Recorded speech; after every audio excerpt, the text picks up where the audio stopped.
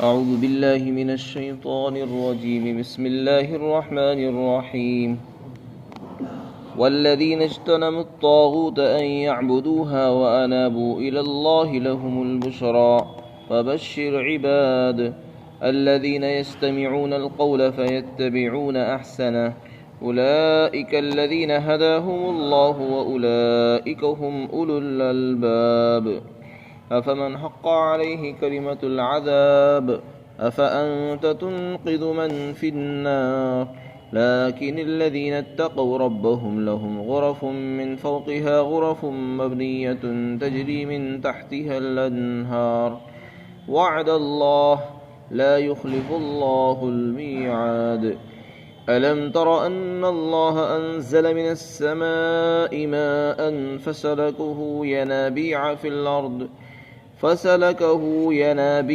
الأرض ثم يخرج به زرعا مختلفا ألوانه ثم يهيج فتراه مصفرا ثم يجعله حطاما إن في ذلك لذكرى لأولي الألباب۔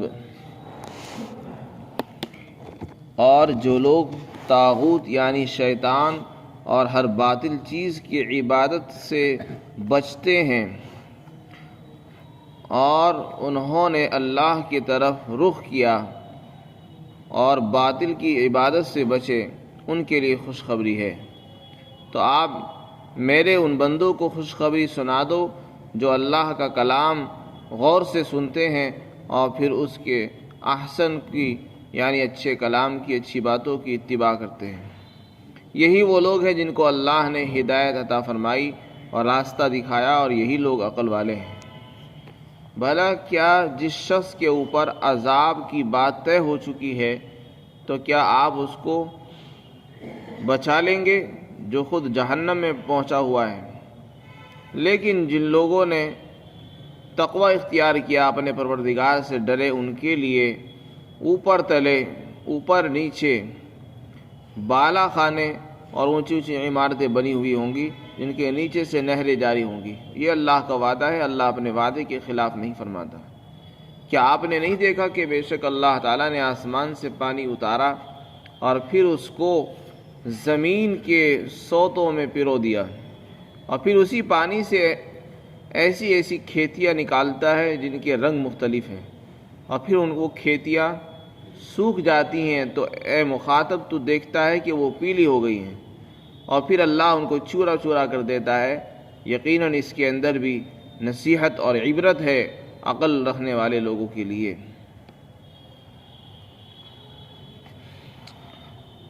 متقی لوگوں کو، ایمان والوں کو اللہ تعالیٰ نے تقوی کا حکم ارشاد فرمایا اس سے پہلی آیت میں۔ یہاں بھی تقوی کے تعلق سے اللہ تعالیٰ فرماتے ہیں کہ جو لوگ طاغوت کی عبادت سے بچے اور اللہ کی طرف متوجہ رہے، ان کے لیے خوشخبری ہے۔ طاغوت کسے کہتے ہیں؟ طاغوت کہتے ہیں شیطان کو، اور جو لوگ شیطان کے راستے پر چلتے ہیں، تمام اہل باطل وہ طاغوت ہی ہیں۔ تو ان کا کہنا ماننا، ان کے کہنے پر چلنا، ان کی عبادت کرنا، یہ طاغوت کی عبادت ہے۔ شیطان کی عبادت، جناتوں کی عبادت، یہ طاغوت کی عبادت ہے۔ تو جو لوگ شیطان کی عبادت اور پرستی سے بچے اور اللہ کی طرف رخ کیا، ان کے لیے خوشخبری ہے۔ دراصل جو لوگ آج بتوں کی پوجا کر رہے ہیں وہ بھی حقیقت میں شیطان کے کہنے پر کر رہے ہیں۔ شیطان ہی نے ان کو اس راستے پر ڈالا ہے، ورنہ اللہ نے اور قرآن نے اور کسی آسمانی کتاب نے، کسی نبی اور رسول نے شرک کا حکم نہیں دیا ہے۔ شرک اور بت پرستی پر شیطان ہی ڈالتا ہے، اور اسی نے ڈالا بھی ہے۔ تو جو لوگ بتوں کی پوجا کر رہے ہیں وہ حقیقت میں بتوں کی پوجا نہیں کر رہے ہیں، وہ شیطان کی پوجا کر رہے ہیں، کیونکہ شیطان کا کہنا مانا ہے۔ تو شیطان سے یہاں طاغوت سے مراد ہے شیطان۔ تو جو لوگ شرک سے بچ گئے اور انہوں نے توحید اختیار کی، اللہ کی طرف متوجہ رہے، توحید پرست لوگوں کے لیے اللہ نے خوشخبری سنائی کہ ان کو خوشخبری سنا دو۔ پھر آگے ارشاد فرمایا، میرے بندوں کو خوشخبری سنا دو جو اللہ کا کلام انتہائی غور سے سنتے ہیں. جب اللہ کا کلام پڑھا جاتا ہے، قرآن کی تلاوت ہوتی ہے، اس کا ذکر ہوتا ہے اور اس کے چرچے ہوتے ہیں، تو وہ کان لگا کر سنتے ہیں اس کو. اور ویسے تو پورا کلام ہی احسن اور افضل اور سب سے بہترین کلام ہے، لیکن یہ لوگ اس کلام کی اتباع کر لیتے ہیں، اور چیزوں کو چھوڑ کر، اوروں کی باتیں چھوڑ کر اللہ کے کلام کی اتباع پیروی کرتے ہیں، یعنی اس پر ایمان لاتے ہیں اور اسی کے مطابق عمل بھی کرتے ہیں. تو جو لوگ اللہ کا کلام سن کر اس پر عمل کرتے ہیں، ایسے لوگوں کے متعلق اللہ نے فرمایا کہ اللہ تعالیٰ ایسے لوگوں کو ہدایت عطا فرماتا ہے، اور یہی لوگ عقل والے ہیں. اس میں ان لوگوں کے لیے بہت بڑی خوشخبری ہے اور بڑی پیشین گوئی ہے. اللہ تعالیٰ نے فرما دی کہ جو لوگ اللہ کا کلام غور سے سنتے ہیں، عظمت کی نگاہوں سے، عقیدت اور محبت سے سنتے ہیں کہ یہ اللہ کا کلام، میرے رب کا کلام، میرے مالک کا، میرے آقا کا کلام ہے، اور اس کے سامنے اپنی آوازوں کو بند کر دیتے ہیں، اپنے کاموں کو روک دیتے ہیں اور اللہ کے کلام کو متوجہ ہو کر سنتے ہیں، اللہ تعالیٰ اسی کی برکت سے ان کو ہدایت سے نوازتے ہیں. چنانچہ ایسا بہت ہوا. سیرت کی کتابوں کو دیکھنے سے معلوم ہوتا ہے کہ بہت سے لوگ ایمان والے نہیں تھے لیکن اللہ کا کلام سنتے تھے. رسول اللہ رات میں تلاوت کرتے تھے، نمازوں میں قرآن پڑھتے، تو وہ نمازوں میں قرآن سننے کے لیے آپ کے گھر کے ارد گرد جمع ہو جاتے تھے. حضرت ابوبکر صدیق قرآن کی تلاوت کرتے تھے، حضرت عمر قرآن کی تلاوت کرتے تھے. تو ان صحابہ کا قرآن سننے کے لیے لوگ جمع ہوتے، عورتیں سننے کے لیے آتی تھی، اور جب وہ اس کو سنتے تھے تو اللہ تعالیٰ اسی توجہ اور اسی عقیدت کی وجہ سے ان کو ہدایت سے نواز دیا کرتے تھے. اللہ کی رحمتیں تو بہانہ ڈھونڈتی. اللہ دیکھ رہا ہے کہ میرا بندہ میرے کلام کو کس عقیدت اور محبت سے سننا ہے، حالانکہ مومن نہیں ہے، لیکن پھر بھی اس کے دل میں میرے کلام کی عظمت ہے، جگہ ہے، اس لیے اس نے اپنا کام چھوڑ کر میرے کلام کے لیے وقت نکالا ہے. تو اللہ اسی بات پر اس کو رہنمائی فرما دیتے ہیں، ہدایت دے دیتے ہیں. اور ایسے لوگوں کے متعلق اللہ نے دو باتیں فرمائی کہ ایک تو اللہ اس کو ہدایت دیتا ہے، دوسرے ان کو اللہ نے عقل والا بتایا کہ یہ لوگ عقل والے ہیں. یہ بہت بڑی بات ہے. اس آیت کی تفسیر میں اقوال مختلف ہے. ایک تفسیر یہی ہے کہ قول سے مراد یہاں کلام الہی ہے، فَيَتَّبِعُونَ أَحْسَنَ سے مراد اللہ کا کلام کا اتباع و پیروی ہے. اس میں اور بھی اقوال ہے. ایک قول یہ ہے کہ یہ لوگ باتیں تو سبھی کی سنتے ہیں، مومنوں کی بھی باتیں سنتے ہیں، کافروں کی بھی باتیں سنتے ہیں، سبھی کی باتیں سنتے ہیں، لیکن چلتے اسی پر ہے جو بالکل بہترین بات ہوتی ہے. ہر ایک کی بات پر عمل نہیں کرتے اور ہر ایک کی بات پر نہیں چلا کرتے، بلکہ مومنوں کی بھی سنتے ہیں، کافروں کی بھی سنتے ہیں، بات پر اسی پر عمل کرتے ہیں جو اللہ کے نزدیک محبوب اور پسندیدہ ہوتی ہے. تو جو لوگ ایسا کریں گے، صحیح بات پر چلتے ہیں اور حق راستے اختیار کرتے ہیں، ایسے لوگوں کو اللہ ہدایت عطا فرما دیتے ہیں. پھر اس کے بعد رسول اللہ کو تسلی ہے، اور یہ فرمایا جا رہا ہے کہ دیکھو اللہ نے جس کے بارے میں لکھ دیا ہے اور اللہ کا عذاب جس کے بارے میں طے ہو چکا ہے کہ اس پر اللہ کا عذاب آئے گا اور یہ عذاب میں رہے گا، یہ جہنمی ہے، تو بھلا آپ اس کو اپنی کوشش سے کیسے جہنم سے بچا لو گے؟ تو جب اس کو آپ بچا نہیں سکتے تو اس کے پیچھے بھی آپ پریشان نہ ہوں. اگر کوئی انسان آپ کی دعوت، آپ کی تبلیغ، آپ کی محنت کے بعد بھی آپ کی بات سننے کو تیار نہیں ہے تو آپ اس کے پیچھے پیچھے مت پھریے. آپ نے اپنا فریضہ ادا کر دیا ہے. آپ کا فرض یہ تھا اللہ کا کلام، اللہ کا پیغام اس بندے تک پہنچا دیں، آپ نے پہنچا دیا. اب ماننا اور نہ ماننا یہ اس کا اپنا اختیار ہے. اگر وہ نہیں اختیار کرتا ہے، اس کا مطلب یہ کہ اس نے اپنے لیے کچھ اور اختیار کر رکھا ہے، اس نے اپنے لیے جہنم کو پسند کیا ہے. تو بھلا جو آدمی جہنم میں پہنچ چکا ہے تو آپ اس کو کیسے جہنم میں سے نکال دیں گے؟ تو یہ تو ایسے ہی ہوا جیسے جہنم میں جا چکا ہے اور پھر آپ اس کو نکالنا چاہتے ہیں. آپ کسی کو جہنم سے نہیں نکال سکتے جب تک کہ اللہ ہی نہ چاہے. تو اس لیے آپ کو تسلی دی کہ آپ تسلی رکھیں، پریشان نہ ہو. جو لوگ نہیں مانتے نہ مانیں، ان کو ان کے حال پر چھوڑ دیں.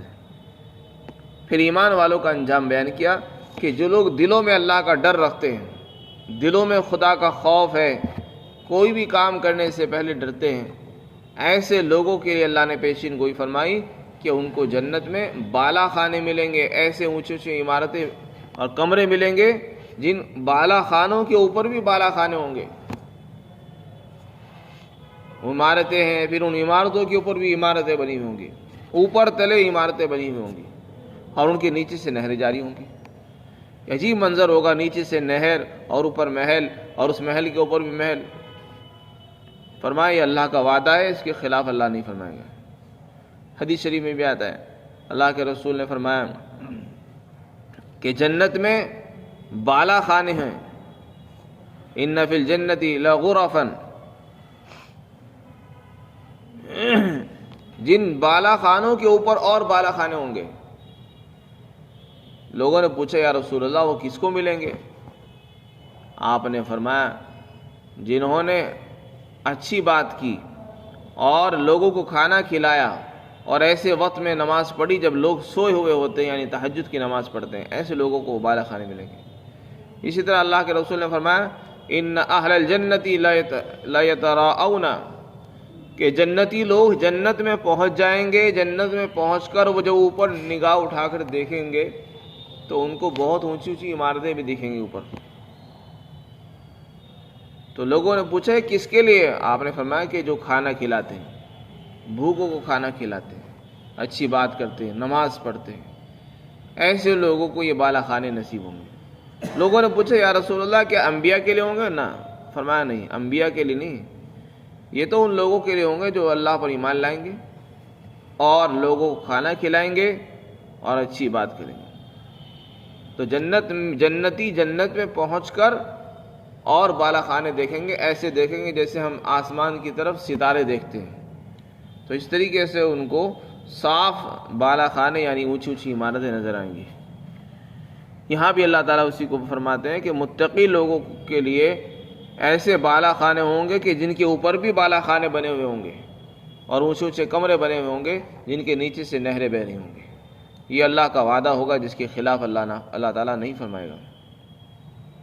اس میں ایمان والوں کو اللہ نے خوشخبری سنائی ہے۔